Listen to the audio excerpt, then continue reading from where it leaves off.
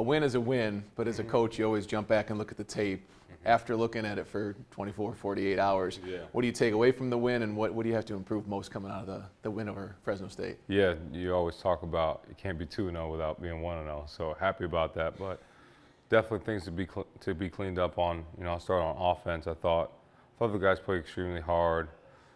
Just detailed things that we got to do to make sure that we're better this week. And the preparation was really good throughout camp and through practices, but we think just preparation-wise, mentally, make sure we're in a good spirit. But it was good for those guys to get experience. You got new starters on the O-line, new quarterback, new receivers out there running, so to get their unison, and you can really feel it in the second half, them moving the ball was positive. But on defense, I thought they played really well. Some subs got in there, some guys made some plays, but I thought, overall defense played extremely well.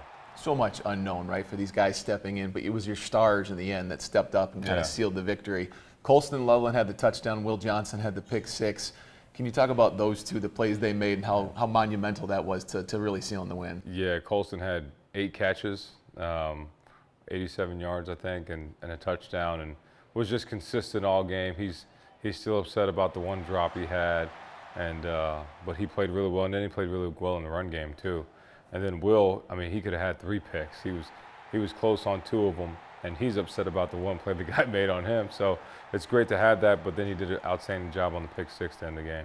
There is a lot of unknown, and guys that got that experience for the first time as a starter in the game, they passed the test. And you said the O-line really grew as the game went on, but you go from having to pass a test to a top 10 matchup. How much confidence do you have in this offense that it can be really moving the ball consistently against a Texas team that went to the playoff last year? Yeah, I feel good, but it's all about the preparation this week, and I think the guys just need to have the confidence in themselves, which I think they do, and I think that last drive and the second half really showed them, like, okay, yeah, it's just football. We just need to continue to go play at a time to make sure we do everything we can be to be successful.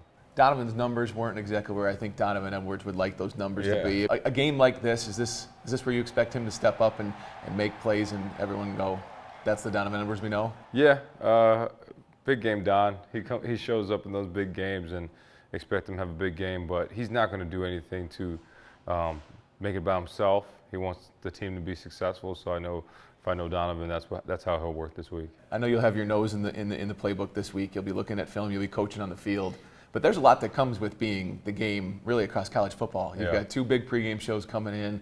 You've got a bunch of alumni. I'm sure there's some stars. Matthew McConaughey may be here wanting to meet you on the sideline. How do you handle all of that, knowing that there is such a big football game happening right here? My number 1 priority is our players and this team. So all those other things are just going to be put to the side until after the game. So for us, I'm really just concerned about making sure we're successful on the field. You've said time and time again, it's about the kids. But when you walked out of that tunnel and you led the group out there as the head coach for the season opener, what went through your mind? What was in your heart? Chills. You look around, it's 110,000 fans. It's best tradition in college football. I just, very humbled. But at the end of the day, I just looked at the players and said, just trying to make sure they were ready to go.